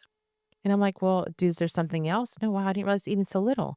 So then we look at it and we go, "Oh, add some protein here, add a carb here. Where's your fat? Or you have no vegetables. What do you like?" Like, I'm like, "Let me help you." Like, it has to work for that person. Everything is individualized. So look at somebody's what's their work schedule, what do they like to eat? We have different ethnicities. We have to look at everything. And that's where if we work at, like, for example, I have a client who is from India. She brought her husband in. He's like, "Oh, my wife makes this great dinner." I'm like, "Great." And so we were looking at it. I'm like, "Wow, that's really it has a lot of beans and lentils. They're great for you. But why don't you instead of put only half the lentils and put more vegetables?" And you put all the spice, like, "Oh, that would work." And that way they were getting what they love and modifying. Another one's like, I can't stop drinking soda. I'm down to 2 instead of 5 yesterday. And I was like, okay, have you tried maybe Zevia, with a different soda that has stevia? I don't like it. Okay, what if we put even a quarter to half of your soda, just soda water? And she goes, I could do that. Now we've cut half the sugar. Mhm. So that's a good start, right? It's not solving the problem, but it sure as heck is better than originally doing everything together. So it really is looking at it, but again, going back to writing down and then analyzing what are you doing and seeing. But then again, if you don't have an analysis done, how do you know what you need? That's yeah, everyone needs to understand their baseline. Yeah. It's individual for each person. So I think that's really important is that would be the number one thing, I guess, is to get your analysis, right? Because a lot of times people say, I can't sleep. And I'm like, well, is it you can't go to sleep? You can't stay asleep. Then let's look at your food. Are you drinking water? People get muscle cramps. Like maybe you don't have enough potassium, maybe you don't have enough water. And I mean, a lot of times because I wouldn't say I'm harsh, but I'm blunt. And I'll be like, you need half your body weight and they're drinking like 2 cups of water. They need 8. Mhm. And I'm like, they're, "Oh, I can't drink water, I don't like to." I said, "Well, then you can decide if you wanna keep your kidneys or not. Right. Like, it's your choice." And they're like, "Well, if you put it that way," I'm like, "There's no other way." Like, it doesn't affect me whatsoever, Mhm. right? It's you. It goes back to what do you want and how do you wanna live your life? Because and I think that teaching our children from a young age, like, "Hey, honey, I know you want the candy, but we can have maybe 1 piece or 2 with your protein to stabilize blood sugar," right? So now we're looking at if we eat like a diabetic, we won't become diabetic. Because if you have those 10 cookies or pieces of candy, your pancreas is gonna overwork, Mhm. and I don't wanna give you diabetes. Do you want diabetes? No, No. no, I don't want diabetes. Okay, right? If we put it as looking at how our organs are working and looking at optimizing how our body works and say, look, sweetie, you're going to be having this and this. You need to have breakfast. I don't like breakfast. Yeah, but how are you going to be able to study? Or you're going to, weren't you falling asleep in class? Yeah, I guess you're right. So we teach them, but also we need to teach the parents that, right? So having even courses online just to look at and say, oh, wow, this is great for my family. Mhm. And I think that's where, going in before COVID hit, I was gonna take my body composition to my high school because 'cause I'm like, I can get back and just do all these scans and have these kids, but then COVID hit and I just had we haven't done that, but, um, giving people numbers and information Mhm. and then saying, "What do you want? Do you want?" Because that's where they'll be like, "What is it that you want and how important is it for you?" Because I can give you the guideline, but if you don't do it, you don't have to. Mhm. And so, they'll say, "Oh, I was off track this week. Oh, I didn't keep track of my food." I'm like, "Okay." And that I don't, they're like, "I don't care if the number went up because I know that I blew it this time on my own, but I know how to get back on track." Well, yeah, because you give them the power of knowledge. Knowledge. Yeah. Knowledge is key. So walk me through red light therapy because I really don't know much about this, and this is a big thing for you. You're passionate about it. You've seen, your patients and clients like get healthier from it. So, Yeah. what is red light, and how does it help? Yeah. So what it does is we always we take we'll say light therapy, red light therapy, but also we usually put the spectrum of the near infrared in the same thing. So we have different nanometers of light, okay? And so the number of nanometers is how far it goes into the body, okay? So if we go from the 630, 650, it's going to the surface layer, then we can go into more of the muscle tissue and into the bone, the stronger the light is. But what it does essentially, no matter where level it's going to, is our cells have mitochondria, okay, which is the powerhouse of the cell. And it produces ATP, adenosine triphosphate, that's the energy. And so now light therapy helps the mitochondria produce more ATP so it can heal itself. So, okay, so now, for example, we see the skin getting tighter and people reducing wrinkles with light therapy. How does it do? Because the cells that were supposed to produce collagen now can produce collagen, and now the skin starts getting thicker and forming how it was before. Just like we can regrow hair. I have a client who just got a hat for his mom for her memory. She's 80 years old. She's growing her hair back. She just went to hairdresser today. She's like, "Oh my god, I can't believe this. It's crazy, but it's true. It works." So the light penetrates the skin and can even go down to the muscular Yeah. tissue. Yeah, and even, like, there's even, like, stronger lasers that go down to the bone to help the bones heal faster. Really? Ye That's insane. yes, help them heal faster, not it's not immediate, but it helps it heal faster. Okay, and there's lots of studies. And I'll tell you, in 1995, NASA, they took red light therapy aboard Space Shuttle Columbia to see if it would grow plants, if they can grow plants. Okay, and they found that the astronauts that were tending to the plants, their scratches on their hands that nothing ever healed in space, they started to heal their scratches. So NASA spent millions of dollars on research to see what could happen. There's actually over 8,000 studies on the National Institute of Health's website what light therapy can do. And so we can open up fat cells because it helps open tiny little pores in the cell. So then the fat can come out. And then it goes to the lymphatic system, process to the liver, and then we have process to help get it out of the body, okay? Because it doesn't just come out of the skin. But it's helping with reducing inflammation, just like we take Tylenol or Motrin helps reduce inflammation. Well, we can do it with light therapy as well. And so, like we have, I actually manufacture light therapy devices now too, because I love, like, I wasn't planning on doing that. Like this last year was so busy for me because I was running my clinic and I'm like doing R&D on devices because I had clients come in the office and they're like, "Hey, can you wrap my elbow, my knee?" And I'm like, "Sure, of course." And it felt better. And I was like, then they would bring me stuff that they found on, different, websites or in the store.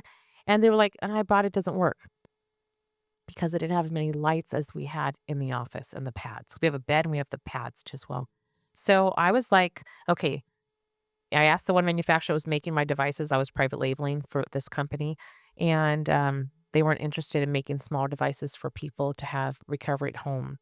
And I'll tell you, I think my drive in doing that was when I promised God I could help, people as many people as I can. It was my thing. I have a hard time charging for pain. And I was like, and then I would see people come with a little scooter and, I would wrap them with red light. And I'm like, if they could just have the power we have in the office at home, Mm. they could recover Faster. faster Mm. and not have to like leave their home. They can use it 4 or 5 times a day and not break the bank too, because, they'd come in the office and I have to charge them $100 because it was taking up a room. Right. And I was like, God, so I did R&D and I created these devices, Red Light Pro devices, that's my company, and we reduced inflammation about 15 minutes. That's amazing. It's amazing. Yeah. And you gifted me one today. I really appreciate Can't it. wait for you to try Yeah. it. I know. We'll get your feedback from that. I wanted because I know that because I was looking at what you do and you did all these adventure things. Most people have done a lot of things. They're like, oh, I've had elbow issues or knee, so I wanted to have it. And you can have it. I mean, I do like you stub your toe, man. You put that red light on it, and it'll take care of it like that. And so it helps. Even like people come in. I had a dentist. She was a retired dentist, and she would come in for skin tightening for her face. She get another gentleman. She says, my gums are regenerating, and nothing regenerates gums. Mhm. Now, I mean, there's dentists that use laser, same thing, it's just more powerful than the red light. Than sorry, it's still light therapy, but we have LEDs, so it's low energy, so we're not giving people EMFs. Let me get some water really fast. No worries. It's really interesting. So, like, I watched documentaries on athletes and stuff like that, and they use like red light therapy to recover from training sessions Yeah. faster and things like Mhm. that. But I didn't know it had all of these other, Yeah. applications. Yeah, and I'll share with you, I have a client she's in Tennessee, but she goes between Florida and Tennessee, and she had 2 knee replacements, one in middle of November, and then the second one they did middle of December, and here we are in January, okay, and they were hoping that she would have about 120 degrees of being able to bend her knee. She's already at 100 past 137 degrees, and literally 1 month after she had the second knee surgery, she got into her regular bathtub, not a walk-in, was able to squat down and get up by herself. And everybody in therapy is like, "You're recovering faster than anybody," and she's in her 70s. Okay? It doesn't matter how old we are. I had another gentleman, he was, my mom's friend, her husband fell from a second-story ladder. Oh, Jesus. He was in the hospital for like 3 months, okay? And so my mom took her red light pad one of my red light pads, like 11 by 27, to the house, and it was helping his back. And she says, Penny gave me this crystal mat with the PMF, and it's you need to get one of those from her. She's clearing some out of her office, and he's like, okay. So I went to his house and I set it up, and he was walking like barely moving still because he was just after falling.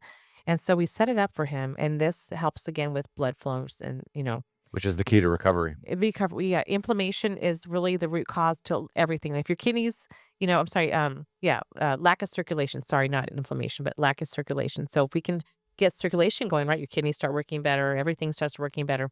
So here we are.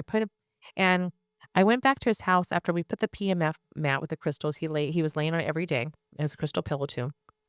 And I went back to see him 3 years later because he goes, my back's feeling better. And you have a glove. So I have a mitt that you put your hand. It has over 1,000 LEDs on it. And so he could barely move his hand. He has a plate in both of his hands. And so, but when I went to go take him the mitt, he walked up and he was walking like almost normal. And 3 days later, he's like, "Oh, how you doing?" And he's just like walking around. It's like, "Oh my God, this is like amazing." He goes, "Thank you. Oh my God, I feel great." He wasn't completely normal, but I mean, 80 degrees, 80 times faster he was walking. Why do you think this, like, red light therapy stuff hasn't become, like, completely mainstream, and why is it, being practiced by people like yourselves, Yeah, and a lot of in such small. chiropractors, small, you know what? Yeah. I think that because it's not covered by insurance. Oh, there we go, yeah. Yeah. I think that's what it is. So, I mean, at least people can buy stuff with their HSA now. They're looking at people now. Again, now, I think this last year, a lot of podcasts talk about red lights. So people are like, hey, what is this? Right. But also, I think um, a lot of the devices out there on the market are not powerful enough to do anything. So they're buying it because they hear about it and they buy it and they're like, it's not working. So then they go, oh, it's just a fluke. It doesn't, they're just making that stuff up. Because in the offices, they're much more powerful. And the beds, of course, you can buy them, but, they start off at $35,000. Oh, wow, They're a that's lot yeah. for a true bed that actually works, okay? There's some that go up to $200,000. But one manufacturer, I know he has a good one, but it's a smaller one, but it's still powerful to do something. And, but back to the gentleman. I put his hand in the mitt. He could barely move it. And in 15 minutes, he's like, "Oh my God, I can't believe it." Because we reduced the inflammation. He was moving his hands. He's like, "Should I tell my physical therapist?" I'm like, "Yes."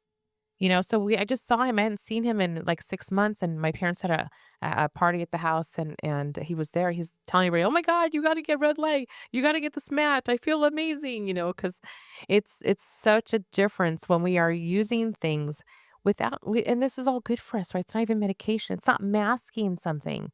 That's what about red light therapy is we have this opioid epidemic. Okay. Sure, yeah, huge. Okay, huge.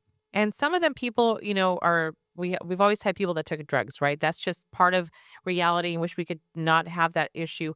But then we have this demographic of people who had never taken a drug, and even it could be young or old, and now they had surgery and they are giving a prescription. I had 2 people that came off and said that when they had surgery, the doctor would not give them the prescription for the Tylenol 3 unless they took the prescription for the opioid as well. That's sick. It's sick. Mhm. Okay, because he was like, basically, his thought was, I don't want them waking me up in the middle of the night because they're in pain because I didn't give them that medication, right? And they didn't want it. And so with the light therapy, we can help with that because maybe they need to take the drugs in the beginning, but now we start reducing inflammation, getting the pain down that when they're maybe either not taking it or when they're done with that bottle, they're not having as much pain still. Mhm. And we have to look at that. Like, why don't we, like, every office should have it and try it. A lot of times I just take them to the doctor's office and like, here, try it with your patients. We have 16 offices that have my products in there because they're like, wow, these are amazing. They work, Yeah. you You know? don't have to load up your patients on painkillers and all kinds of other medication that have crazy side effects. Right, and they could have it at home and recover and have it when especially, like, you stub your toe or your feet are hurting or your hands have neuropathy or something, put them in. That's why I made the gloves. Actually, why I made it because I hurt my hand playing pickleball, but that's a whole different story why I made the gloves in the first place. And we actually were doing testing. We would go, like, to pickleball tournaments, and I remember one of the times when I knew because I kept, like, trying to just we're, like, trying to get them stronger and more powerful so they would work fast, right? And so one times we were at the pickleball tournament and this gentleman, his wife was, she had tennis elbow and it was hurting. And so we wrapped her elbow for 15 minutes and she went and played for 2.5 hours and it did not aggravate it. And he comes back, he's like, "Oh my God, I need this." And he like threw money at us. And then the next person, I had another funny story. There's a gentleman who his calf was hurting him before the game. He goes, "Oh, thank you. That feels good. It feels pretty good. Here, let me take your card. My wife comes back from India. We'll come in the office and we'll buy two." I'm like, Mhm. "Okay." 3 hours later, I get this text message. He's like, "Are you open tomorrow? And do you have a Father's Day discount?" It was the day before Father's Day last year. It was Nice. funny. And I said, "We'll give you 10% off, no problem." And And I normally don't go into the office on Sunday, but I'm like, my dad's in Greece. I'm not doing anything. Why does he need it today? Right. So I'm curious. This is sure coming in. So I met him to the office. I said, so what happened? He says, not only did I play in the pickleball tournament for 2.5 hours, I also went and played at my club for an hour and a half. I've never been able to do that. So I need this. I'm playing today. I said, okay. So we sat there chit chat. He put on on his leg and off he went. And it's just amazing what it does. But I love that, someone's back could hurt them. And then really in 15 minutes later, they can feel better. Or as soon as their back starts hurting, they can put it on and then not be in pain. Mhm. I have a client that I saw today when I was at FedEx. She's like, "Oh my god, Penny, her back she had been in a car accident, and so the red light she uses every day to keep the pain down." The doctor said, "Well, you're always going to have something because what happens structurally, right?" Like I told her, like, "I can't adjust you, we can't move your bones, but the red light, at least we can reduce inflammation, so you can at least move better. Why not?" Mhm. You know. So Yeah, because some injuries do require, like, yeah. bones to be reset, and that's Oh obviously not yeah. something No. you can do. No. And even I had a gentleman who had IBS for like 9 months, and every day he was having bouts of this, and with a red light pad on his abdomen, he had maybe 2 episodes in 6 months. Oh, that's It's amazing. a huge difference, even with menstrual cramps for women, like, it's amazing, like, they have relief Mhm. with the red light, so pretty That's amazing. incredible. Well, you really, like you really grabbed a hold of this, didn't you? I I found that it was another thing to help people, and then at home too, that was my thing is, like, if we can help people stop struggling, I guess that goes back to I made this promise to God that I would help as many people as I can, and I'm so blessed that I get to do it every day, and I get to see people getting better, and then, they get to live it's one thing to live longer, but to live with vitality That's the and key. it's the key, Yeah. and to enjoy life, right? So when I have, like, people who are depressed or I have people that their clients that bring their daughters in because they had a breakup, and they put the light and sound therapy glasses on, and I see them there, and I see them kinda wiping their tears because whatever it does with the mind, because it just gives them peace with the music or the meditations, I'm like and then they just feel better afterwards, and they can, like it doesn't take the pain away, but it gives them more clarity. People have lost children and, again, veterans of war, and it can help them, so Wow. it's amazing. It's so fun. Very much needed. Yes. Yeah. Thank you. No, that's wild. So, is there anything we haven't talked about that you wanted to discuss, or Uh, do you have anything coming up in the next couple months that we can all look out for? And of um, course, I'll put all your social media handles and your website, on all of this so people know where to uh, find you. perfect. I think, not sure, we're just continuing just doing what we're doing, just maybe designing some new products. I'm not sure, just kind of looking at Mhm. different things, but just continuing doing what I'm doing. I'm just, like I said, very blessed that I get to do what I do. But I am going to be putting together some online programs for weight loss and the red light so people can actually have that. Or maybe there's some people that are, doing whether even if it's injectables their own weight loss. Now they're getting loose skin. They don't have to. We actually have pads that we can actually send them. Right. So I'm going to work on a whole weight loss program for home. And my thing is even though we have the at home body comp, they're not that reliable, to be honest. But they're like the InBody, and there's another Evolt, I think is the other company that has their body composition analysis devices everywhere. So be like, hey, let's get you on the program, but let's get your body comp first, and then we can work together online so we can help you get on your journey to better health.